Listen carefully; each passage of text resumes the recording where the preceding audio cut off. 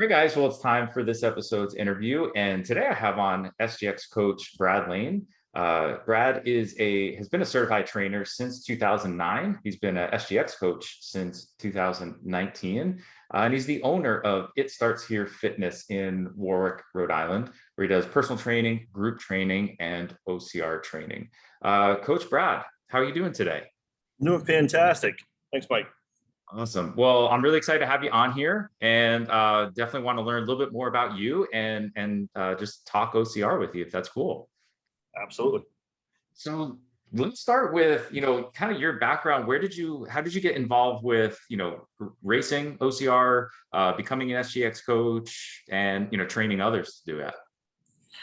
Well, I was looking for a way to build my philosophy within training, getting different types of fitness groups together and hitting all of our fitness goals at once. And how can we bring that, as a family, as a competitive nature.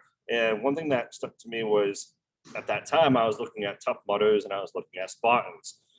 And just like anything else that evolves, so did our philosophy when beginning the races. So the Tough Mudder, we liked it because it was like it's a teamwork activity. Everybody had to help each other out throughout the obstacles. So it was a lot of team building stuff that I wanted to bring to the table that was pretty much lacking by any kind of external factor. We as people, we like to be competitive no matter what we do: education, working, money, fitness, being an athlete. And the one thing that separates us from being a kid and now is playing for a team. So when you're doing something like a mutter where you have to work together and pull ourselves over the obstacles, that's teamwork and team building. And, that kind of really, hammered in, our goal set on that. And that kind of took us to the next level of where we want to go. And we didn't know at the time, it was just, we did Mount Snow, and that mountain itself was an obstacle, never mind the obstacles itself. And it was very challenging. It was very rewarding. It's probably one of my more memorable events out there because it was the first one. And I just love the challenge of it, mentally and physically, because your body will not break before your mind. Your mind will break first in most cases, unless you get hurt during the race. And then I decided, I was introduced with Spartan doing the Fenway in Boston, and I like the difference in that because I became a competitor within myself. And the reason for it is because the GPS tracking system, you go in and you're time-based, you can see where you are with your other age brackets, you can go into elite. So I liked how they built it. So if you want to be a competitor and be an elite competitor, you have that ability. If you just want to race, you have that in all age brackets as well. And what I liked about it is that it's individual based. Yes, you start as a team, but then you kind of branch off and you attack it. While other trainers, we can all stick together. Our philosophy within that is, hey, most of the obstacles you're gonna have to do on your own. So we start together, we don't end together, but we'll wait for you at the finish line kind of atmosphere. So that's pretty much how we broke into going into Spartan and kind of leaving the Tough Mudders behind and only focusing on that. And then with working with Spartan, becoming an SGS coach just opened up new doors for me personally. Opened up my idea for different training philosophies, improve our training, and I just liked what you have the Spartan races themselves and SGX. SGX is there for people to get off that couch, to the sense of really pushed on that. And, that's why I love that within that program, when you run those classes, we're hitting all different energy levels. You're all hitting range of motion in the class, strength in the class, and endurance in the class. It just fits well on how it's presented all around and within a 1 hour training spectrum. So that's kind of where I fell into it. And my goal is to be more versed and help them out to push that. And that's why at all the races around New England, I volunteer at the SGX coaching event where you train people or help people learn how to climb a rope before they even do a race. A lot of times people coming in, never doing a Spartan race, they don't know how to climb a rope because it's not at a traditional gym. So they're looking for your guidance, 15, 20 minutes beforehand. Hey, can you kind of help me out with this? I'm like, yeah, we can teach you different methods. So, which is important too, when it comes down to obstacles, because you don't have control of the weather and there's more than one way to do an obstacle. So being well diverse in the different methods will help you be prepared. If the ropes are wet, would the S method of climbing the rope or the J method be better? So, we teach both at that coach's zone. Absolutely. Yeah. And I mean, I've done a few, volunteered at a few races, and it is cool to help people. A lot of people, you need that strength level first, right? You need to get strong and be prepared for whatever's going to get thrown at you. But you also have to have some of that technique down. And that's where I think a lot of people get caught up, where it's, yeah, I lift, 5 days a week and I run, but I have no clue how to climb a rope. And, some people will pick it up and it's like, they're like, I'm so happy I came by the booth and tried a few because I got it in the race, and I don't think I would have ever got it otherwise. So if you're listening and haven't checked out the SGX, the coaches that are there to help you, I definitely would, because like you said, there's no one way to do a lot of these obstacles, and all of us coaches have a different perspective, maybe different tips, ways we show it, and it's just a great way to pick up on some tips you may never have thought of before. I'm curious, you mentioned when you went through the SGX program, it kind of changed your philosophy and how you integrated into what you were already doing. I'm just curious, how it influenced you and how it affected maybe what you were doing before and new things that you might have started to implement there. The first thing is really diving into the recovery aspect of training. We've all preached the recovery aspect, that you need it. But diving into what they're trying to push in, the proper way of recovery is kind of where, I was lacking as a coach, and that I kind of focused towards, and that would be as far as, how do you, taper off your training before a race and what type of race, and understanding, the time periods within it, because there's typically 3 different types of Spartan races. You got the sprint, you got the super, you got the beast, and there's different levels within that. So to understand, okay, we do need a period to taper off. What should be the percentage? What's a healthy percentage? And, what's going to get us going at that race and fire it up? Because mentally, before any race, I would go gun ho until, 3 days before the race, because I want to feel strong. But, I was wrong on that. And I'm not afraid to admit my faults. And it's not until you start opening up your mind to different perspectives and then trying it out. You have to try it out and see how it worked. And, I've been working with wrestlers and trying to, explain, listen, we're going to go through, the week before, we're going to taper down to, 60%, 40%. Then we're going to do some yoga stuff, and then you're going to be well rested. But then I want you to be, hungry for that match. I want, and that's the type of thing that I wanted to install upon all the people that are doing the races too, is, the worst thing you can do is train, 1 month, 8 weeks, maybe even doing an ultra beast 9 months. And then you get hurt on the last month because you're trying to push too hard, trying to get that little extra gain. And those could hurt you in the long term and then affect that race. So instead of having an enjoyable race day, you're having an agonizing, pain that you have to deal with just to complete it. So when you're doing a race, I always stress, embrace the energy at the race, especially in the start. You want to embrace some of, the fear, especially you newcomers going to any kind of OCR race. Just embrace it. It's exciting, because that's going to fuel you for the next one when you're successful. And if you're not successful, you're going to learn what you're not successful with and then build upon that and break it down. But then after the race, we have to hammer on, all right, let's go into recovery mode. Let's get the proper nutrition, so that way we're not hitting our energy systems and just destroying it after the race, where we need a time for recovery up from our bodies and a cellular level and, physically within our muscles. So, okay, how fast do we taper off from coming on? Especially when you start doing those, ultra beasts where you're burning over 5,000 calories. your body's broken. So what is the healthy recovery for that? And kind of, gearing our clients in that direction. I think that's one of the most important things I've taken from that SGX.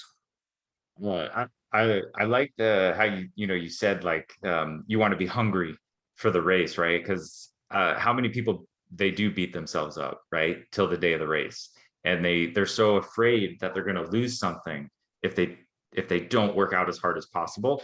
But I'd say the same thing. Like the goal is you're super excited to be out there. Your body is like dying to go run, not like limping in. I've had clients where they can't get this idea of a taper and they just do too much. And then they get to the race and they're fatigued.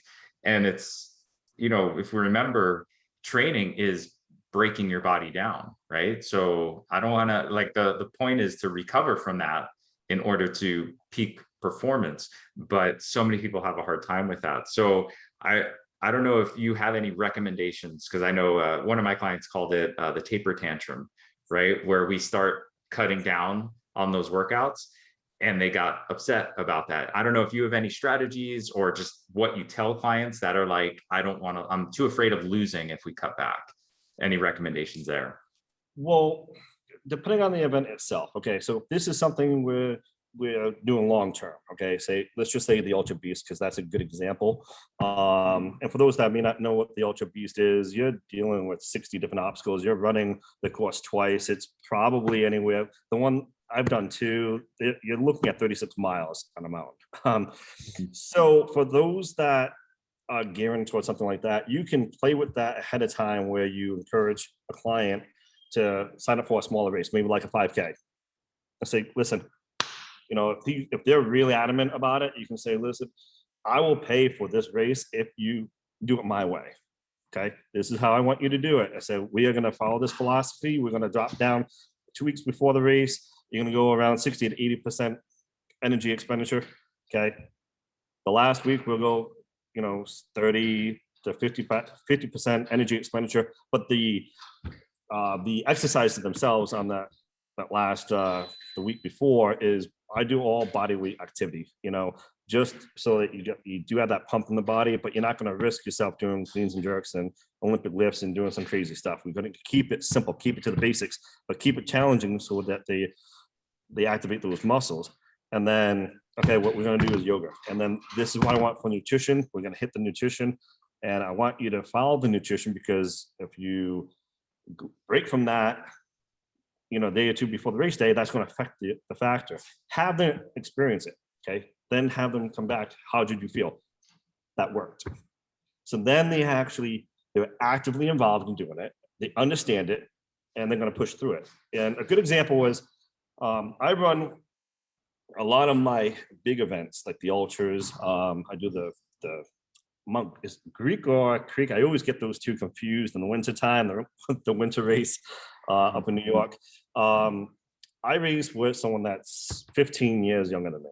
I do that because I push him, because with experience, because he wants to go fast. And I tell him during the race, we got to slow it down a little, we'll have to, not exhort ourselves, but then he pushes me to keep up with a specific pace. So in the first leg of the race, he's kind of pushing me. In the second, I have the energy and I kind of push him. So it's a symbiotic relationship. So, that's important too. But he did, long story short, he ended up doing the Killington Ultra Beast, but he was on the keto diet. Trying to do an ultra, the keto diet, and not having the proper carbs destroyed him for the first time. He did not complete the race. And that, and I use that as an example of how, not only physically do you have to taper off, but also you have to keep your nutrition in check, because he did the tapering, like I explained, but his nutrition was different. His nutrition was based on getting lean. Obviously, it's not made for one of those long enduring races. So therefore, yes, he did what I asked, but no, he did not do the proper nutrition. So, you need an even balance between that to have someone really understand and actually feel the difference, if that makes sense. Yeah, absolutely. Another question that I see a lot and that I've gotten before is kind of what you started to talk about on the flip end. So we've done the race, whatever it is, ultra, sprint, whatever kind of race it was. The question is, when can I start training hard again?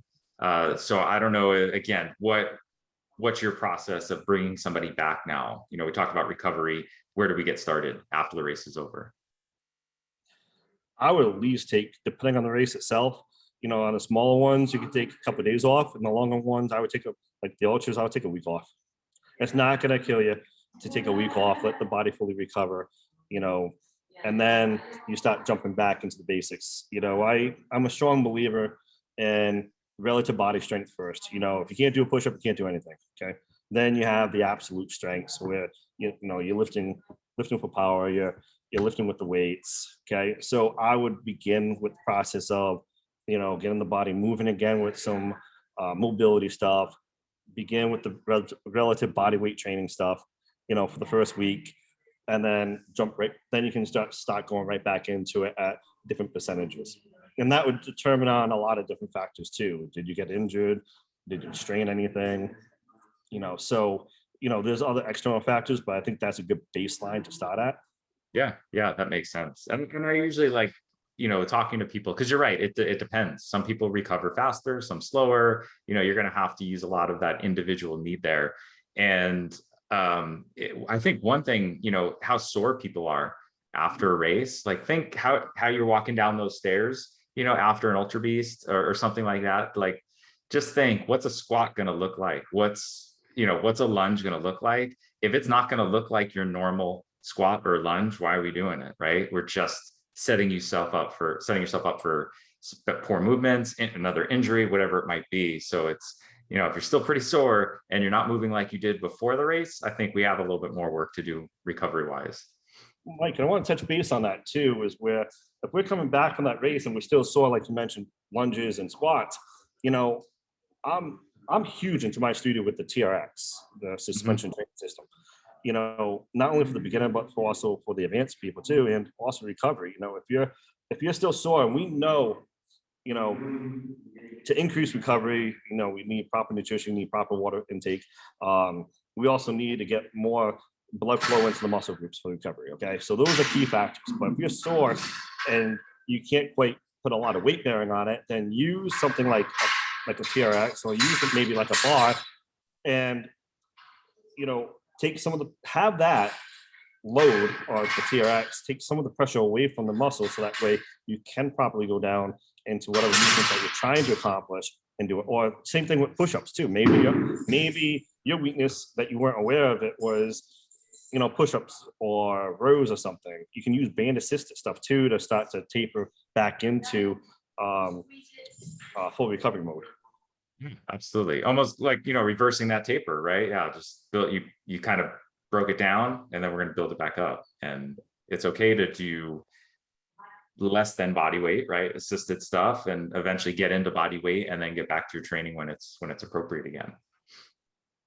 So one thing I want to talk about with you, a lot of our listeners are looking to really step up their training, and they're looking for every advantage they can get, right? They want to do anything possible to get on that podium, to finish the race burpee free, whatever it might be. And you contributed to an article with Spartan, and I'll put a link to it in the show notes if anybody wants to read the full article, on 6 ways we can level up our training. So I wanted to touch on maybe some or all, if we have time, of these strategies, and have you elaborate a little bit, if that's cool. Absolutely. So number one was location. So what specifically with location are we thinking about when talking about our training? Okay. We want to know where the event is being held. Okay, so depending on where the race is being held will determine on training strategies. Okay, like with the sprints, you have trail running sprints, or you have stadium sprints.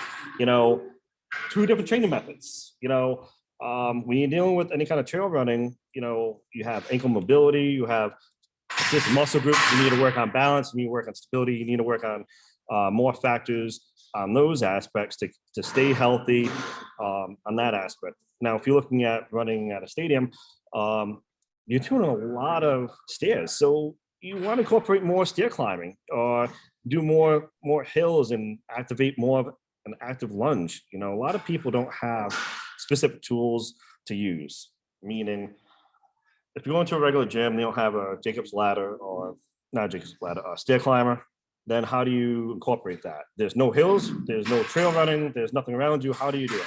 Well, better get used to doing lunges, better get used to doing step ups with weights, with the resistance. You want to try to make it as challenging as possible, so that way that the event itself seems easy. And that will take time too, and takes a great coach to kind of get you towards that direction. And also an open mind, not only an open mind, but I want to say be creative. Like, the more creative the coach is, and always look at risk and reward factors on it, as far as getting you prepared, the better you're going to be. You know, maybe add a weighted vest with dumbbells and you do step ups. Maybe you just, instead of doing alternating step ups, target one leg at a rep. You know, be creative, be fun. And if you're not training and the training's not fun, then you're doing it wrong too. Okay, you don't want to go into your training where it's awful. Now, there's a rule on that I kind of break on, that is that once someone does like the sprints and they want to do more of the advanced stuff, like the beast and the ultras, then I create workouts that, you know, I'm going to make you uncomfortable, and you want to get used to being uncomfortable, because I guarantee you out there, you're not going to be comfortable, and you just got to embrace it. But that is one factor, is where is it? Is it trail running? Is it at an event where it's level ground, where you're going to rely more on long distance running? You know, and all those have different types of training methods. For the most part, for most of the ones I train for, you know, I go long distance running. I also do resistance running too, whether hills or not. I also go for running where I'm going for time. It's going to be a time base, a mile and a half. I want to go for my best time.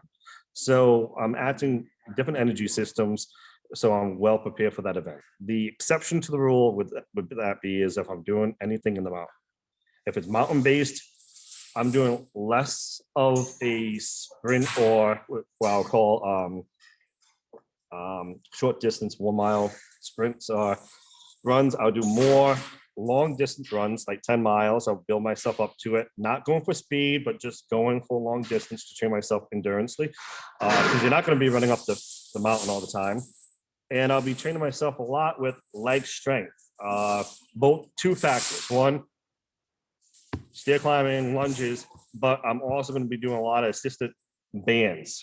You know, I want to build up all my assisted muscle groups, because I want them to be structurally ready and sound for when my legs get tired.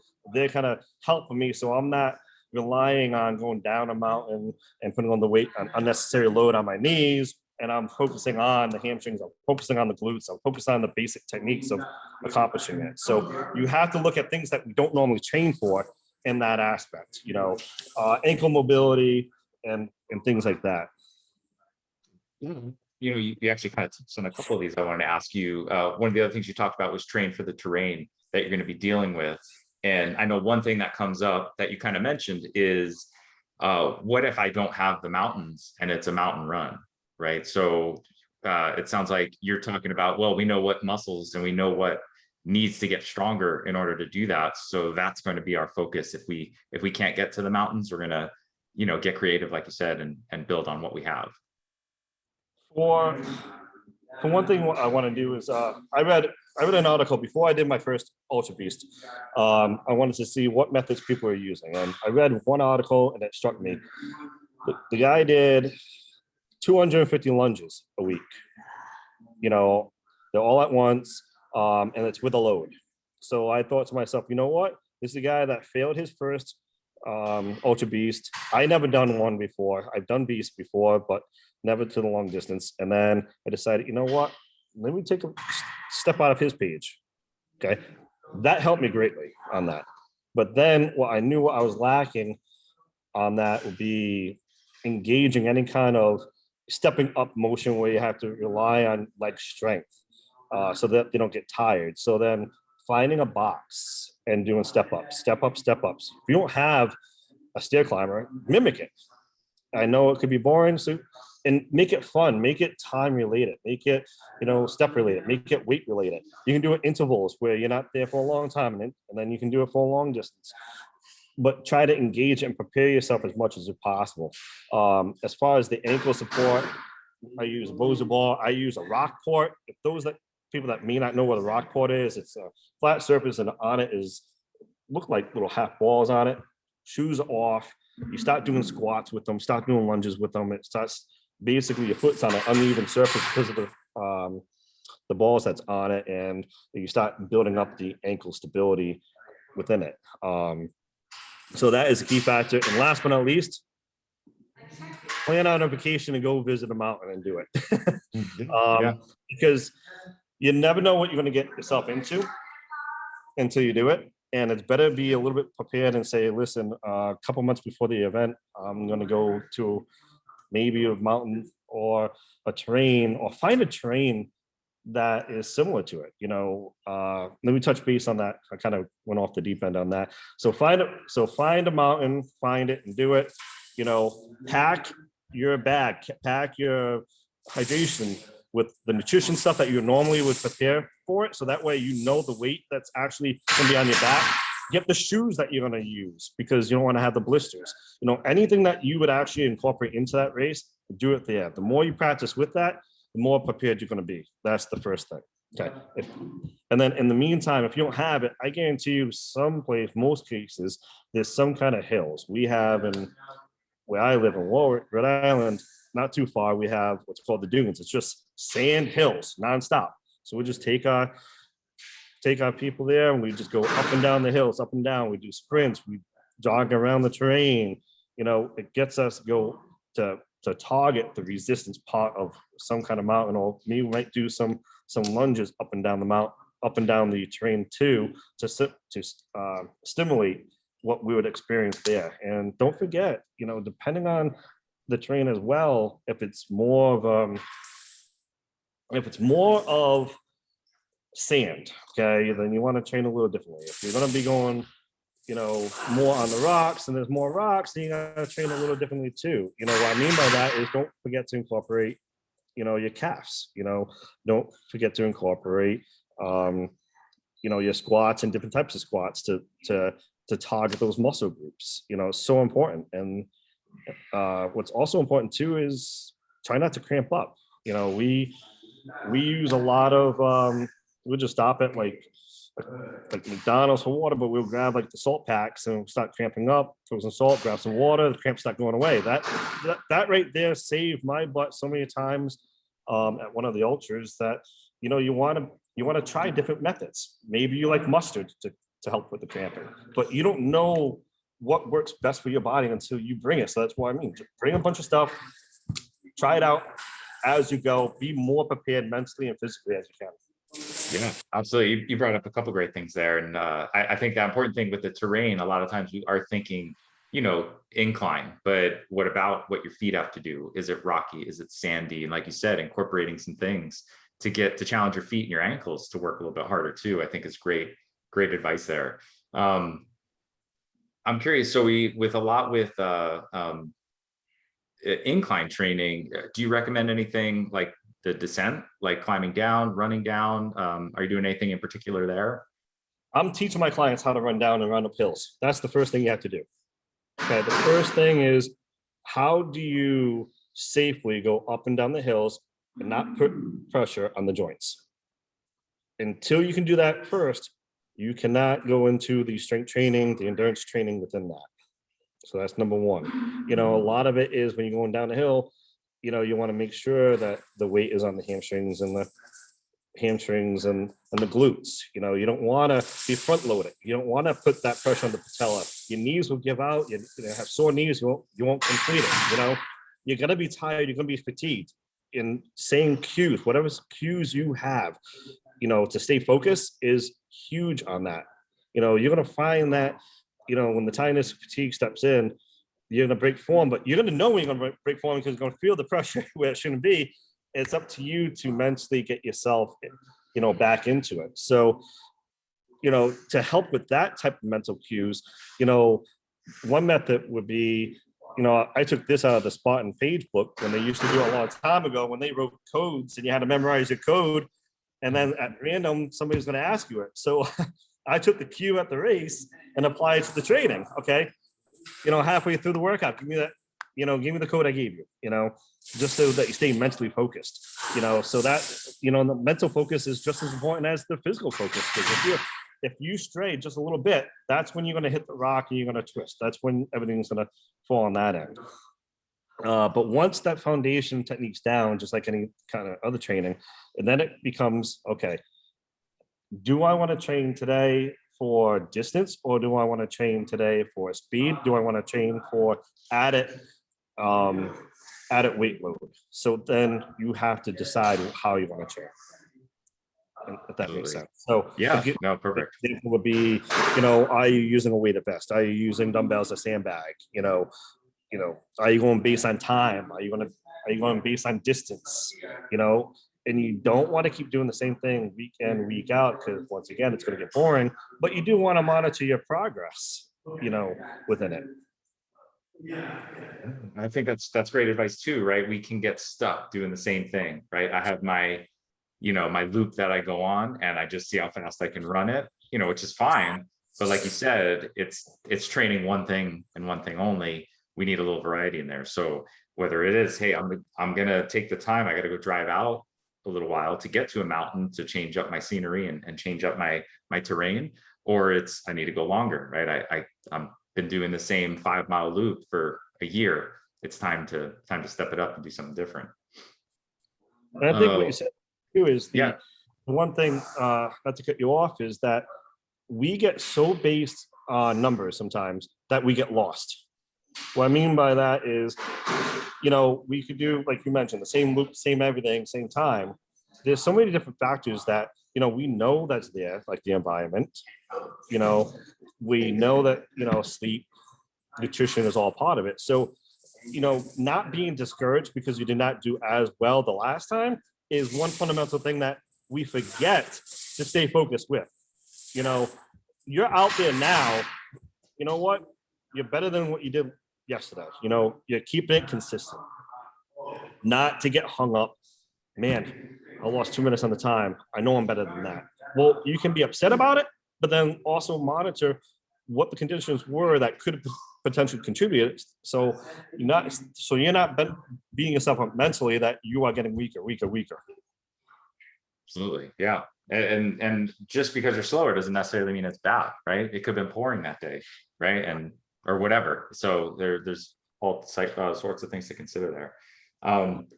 I wanted to, one last thing to touch on from your article, and I don't think it's going to be a big surprise for anybody listening, but you talk about grip, right? And obviously grip is going to be a big thing. So, but I just always love other coaches' strategies and techniques. Anything in particular that you're trying to really focus on, any tools or anything that will be helpful if, hey, I need some grip work? That's a good question. I constantly mix that up in class, and I found from when I first did. Hang on one second. I'm going to go in the other room real quick. Got other trainers in here. Yeah.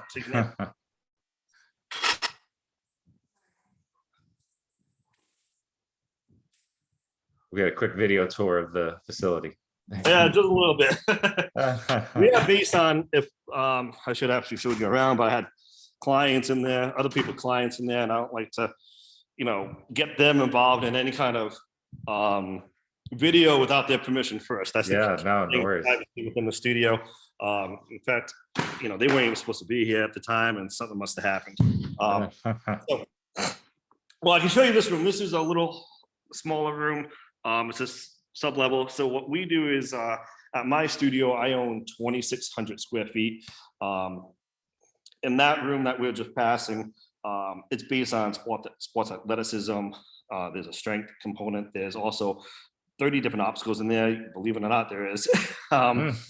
It's hide it very well. And in this room, I sublease from a person that actually sells gym equipment. So this is his little showroom, but we can use it, in case a client feels uncomfortable being with other people, or, maybe it's a space where there's too many trainers in at once and we can still focus on it. So, but anyways, Questions on grip strength. The first thing always start with is farmer's walks. That's the first thing that you can do because everyone can be successful at that. And it's based on whatever the hand grip can handle, but just monitor the progress within it. Either go for distance or go for weight. Mix that up. Now, within the farmer's walks, we can incorporate the pinch grip. So those that may not know what a pinch grip is that's when your hands are straight and you're just gripping it with your thumb and tips of your fingers. So you're only holding on by the tips. So you can do the same thing. We use plates.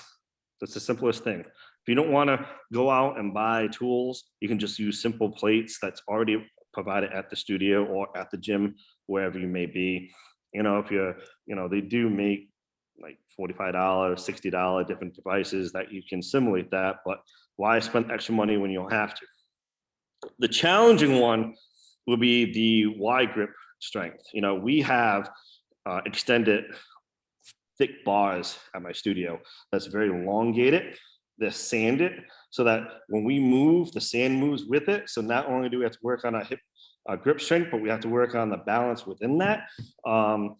So that is one way to work on the wide grip. Now, I found when I first started doing the Spartans, climbing the rope at the events, that was a lot thicker than what it is now. So, practicing doing things with a thinner rope would help too. You don't always have to, if you don't have a rope to climb, but maybe you can go to like an Ace hardware store or maybe Home Depot and buy some rope at different lengths, relatively cheap, and then start tying it to a sandbag or to a plate and just practice, pulling a weighted load towards you. It's not the same, but you're getting used to the hand grip and the grip of the strength. That's huge. When we do our Hercules hoist at my studio, our rope is hardly anything. And the one thing people complain about is it's so hard to grip. It's slippery. It kind of stings a little because you have to grip really hard so that the sandbag doesn't fall. But we did that for a reason. I want to make something as hard as possible so that when you go on the event day, it's easier. And I think that's what separates a lot of my training is that when we are into OCR training mode, typically we don't do longer than an hour training session. But if you're training for an event that's going to last hours, at least once a week, we're going out there with our first warm-up is a mile. We come back, after that we sprint and we do an obstacle or strength training exercise that incorporates something that would be beneficial for that race. And a lot of times it's grip strength too. So you sprint, come back, get tired and sprint.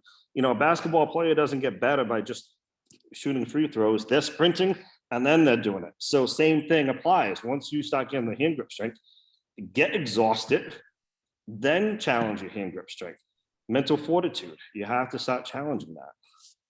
Yeah, it's funny. We did the same thing on our hoist where nobody likes it. Yeah, it's a tough one, but you get to the race and it's not a big deal, and that's the whole point. Exactly. Yeah. Well, Coach, I took up a lot of your time and I really appreciate it. Like I said, I'll put the link to that article in the show notes for this episode so everybody can check it out. If anyone wants to learn more about you and look you up, where are some good resources for them? Facebook, you can always go there. It Starts Here Fitness. We haven't been really actively on that promoting a lot of content there, but you can reach me there just because of COVID with a lot of restrictions and whatnot. But we'll be posting more on that. You can email me at brad@ishfitness.com. You can contact me on that. That's my direct email for this studio. And once I become a little bit more active on Instagram, it's It Starts Here Fitness. You can find me on that as well. And Mike, if you want to throw out my phone number on it, and anybody wants to text me, if you have any questions, I'll be happy to pick up the phone and set a time. So if you're getting stuck on something, we can see where you're at and see how we can kind of get you over that hump. Absolutely, and I'll put all of your contact info and everything in the show notes so people can easily access it there. Well, Coach, thank you so much. I really appreciate you sharing your insight in this, and I know our listeners are going to find this helpful. Awesome. Thanks again, Mike. My pleasure.